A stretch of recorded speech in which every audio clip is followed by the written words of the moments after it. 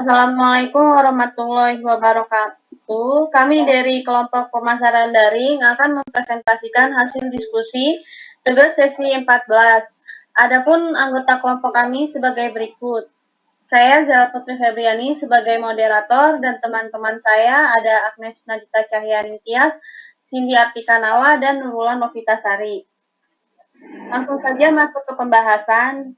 Di sini kita mengambil judul riset pemasaran. Yang bab pertama itu ada latar belakang. Agar dapat menghasilkan nilai dan memberikan kepuasan kepada pelanggan, perusahaan memerlukan informasi dari semua segi. Selain itu, perusahaan juga memerlukan banyak informasi tentang pesaing, perantara, dan pemain, serta kekuatan di pasar.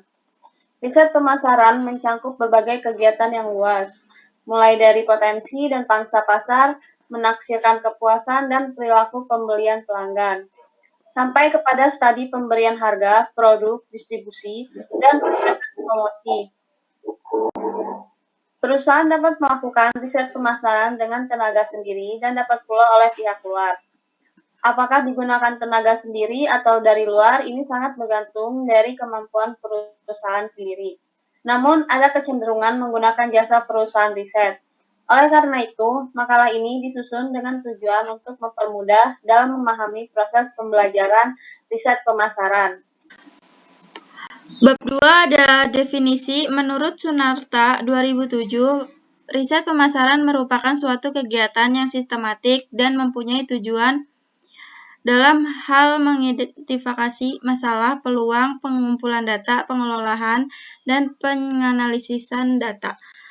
Penyebar informasi yang bermanfaat untuk membantu manajemen dalam rangka pengambilan keputusan, identifikasi, dan solusi yang efisien di bidang pemasaran perusahaan. Informasi tersebut digunakan untuk membantu manajemen membuat keputusan yang berhubungan dengan identifikasi dan penyelesaian masalah dalam bidang pemasaran. Menurut Malhotra, riset pemasaran adalah identifikasi, pengumpulan, analisis, diseminasi, serta penggunaan informasi secara sistematik dan objektif. Informasi tersebut digunakan untuk membantu manajemen membuat keputusan yang berhubungan dengan identifikasi dan penyelesaian masalah dalam bidang pemasaran. Bab 3 ada fungsi dan manfaat riset pemasaran. Secara umum terdapat 3 fungsi utama riset pemasaran di antara lain. Fungsi evaluating digunakan untuk melakukan evaluasi terkait program-program pemasaran yang telah dilakukan sebelumnya. Fungsi ini juga berkaitan dengan kegiatan perusahaan yang ingin melakukan review untuk membandingkan dengan produk saing. Kedua, ada fungsi understanding. Tujuan dari fungsi ini yaitu memahami konsumen sebagai salah satu masukan yang memberikan pengaruh penting untuk perusahaan. Dengan memahami apa yang diinginkan oleh konsumen, tentu saja perusahaan lebih mudah dalam mencari tahu apa saja barang yang dibutuhkan oleh para pelanggannya. 3. Ada fungsi predicting. Umumnya, predicting yang dilakukan dalam riset bisa dikatakan sangat beresiko. Hal tersebut karena sifat dari hasilnya sangat relatif. Manfaat riset pemasaran. 1. Bisa menjangkau responden yang lebih banyak dan lebih luas, tidak terbatas pada lokasi tempat bisnis berjalan saja. Selain mendapatkan responden yang lebih banyak, riset secara online juga akan memangkas waktu yang dibutuhkan untuk mengumpulkan data dan analisa. 3. Responden dapat mengisi langsung data-data yang dibutuhkan secara online dan jawaban yang diberikan akan terkirim ke dashboard dan bisa dipantau secara real-time. 4. Data-data yang diterima dari responden juga akan lebih mudah terdokumentasikan karena adanya automasi pengiriman dan penyimpanan data. 5. Dapat menghindari atau meminimalisir kesalahan-kesalahan yang terjadi ketika melakukan riset konvensional. Melakukan riset secara online juga akan memangkas biaya yang dibutuhkan, serta biaya logistik yang dibutuhkan untuk menyebar kuesioner tersebut. Bab 4, isi tujuan riset pemasaran. Tujuan riset pasar adalah untuk membantu perusahaan menarik kesimpulan atas data dan informasi yang diperoleh dari konsumen.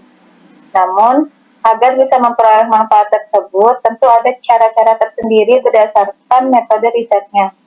Selain digunakan untuk meneliti kondisi penjualan barang atau jasa, riset pemasaran juga memiliki tujuan-tujuan lain yang bermanfaat bagi proses pemasaran usahamu. Tujuan riset pemasaran: 1. Membuat keputusan yang tepat. 2. Mendapatkan peluang bisnis baru. 3. Menghindari kegagalan usaha. 4. Memanfaatkan peluang investor. 5. Evaluasi. 6. Understanding. 7. Predicting.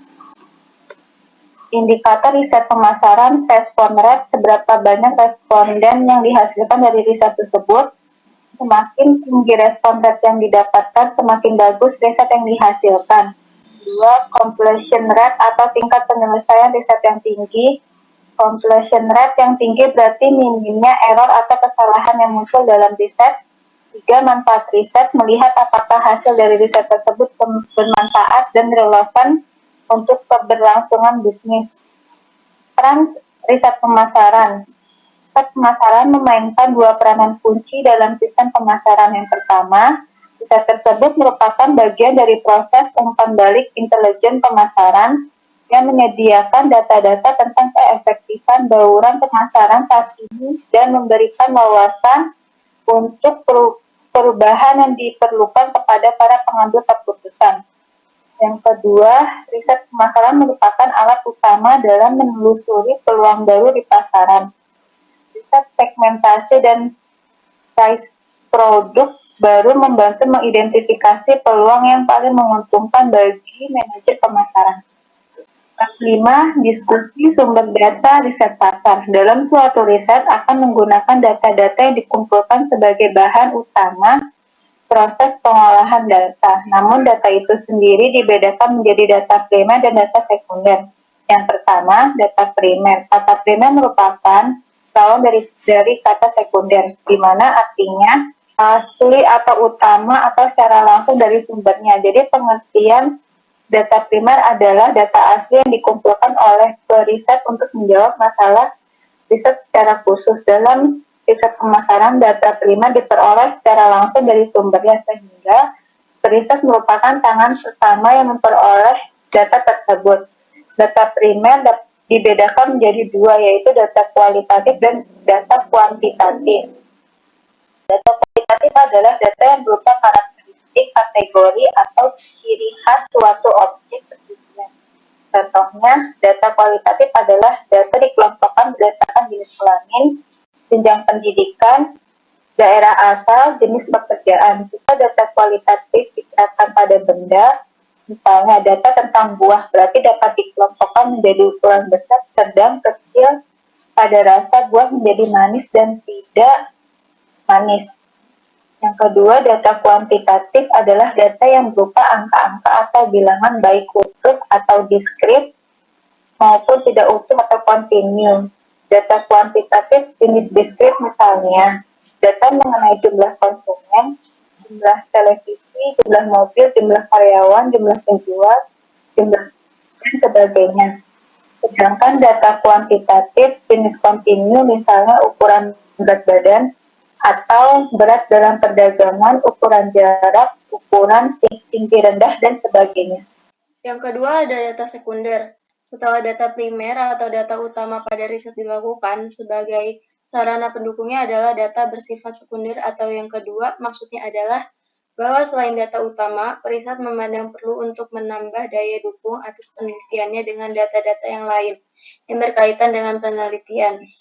Misalnya mengenai identitas para responden, sarana dan prasarana dalam proses produksi, informasi jumlah konsumen dalam waktu ke waktu, informasi jumlah karyawan sebuah perusahaan, informasi jumlah produk yang dijual ke pasar, informasi mengenal segmen pasar yang menjadi target, keuntungan perusahaan secara periodik, dan sebagainya.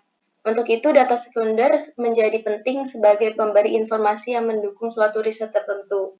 Adapun beberapa pengertian data sekunder yang dapat menjadi rujukan untuk digunakan dalam suatu riset, yaitu yang pertama, data sekunder merupakan data publikasi yang dikumpulkan tidak hanya untuk keperluan satu riset tertentu saja.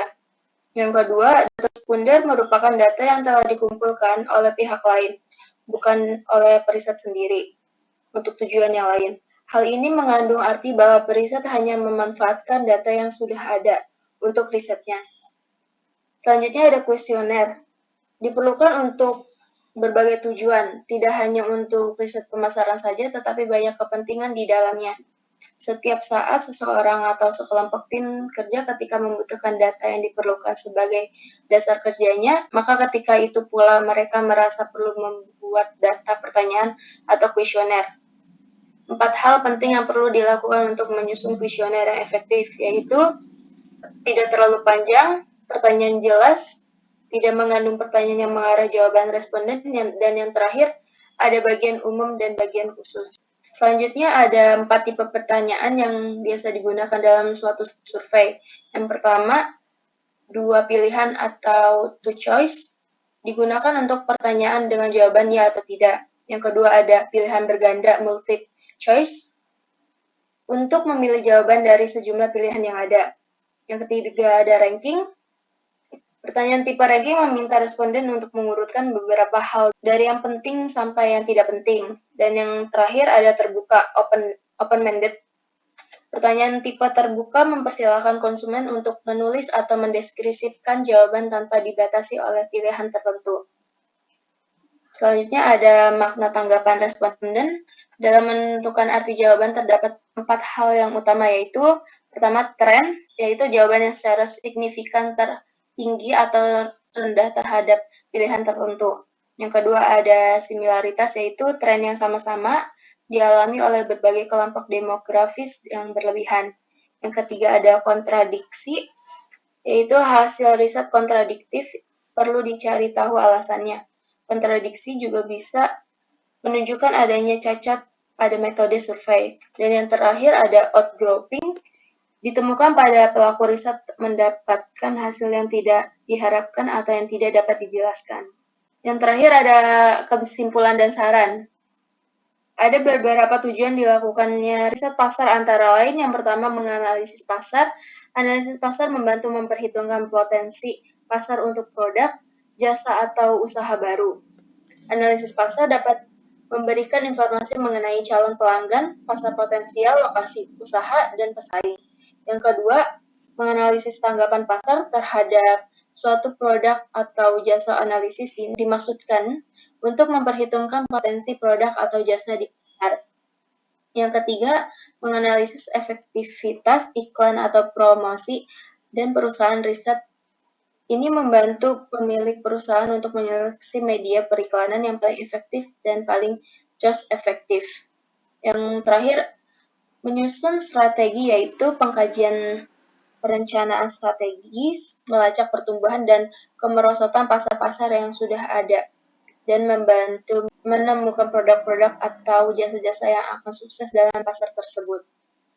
Saran, riset pemasaran perlu dilakukan sebelum memulai usaha baru, memperkenalkan produk baru, maupun mempertahankan usaha yang sudah ada. Terima kasih. Baik, sekian presentasi dari kelompok kami. Kurang lebihnya mohon maaf. Wassalamualaikum warahmatullahi wabarakatuh. Waalaikumsalam warahmatullahi wabarakatuh.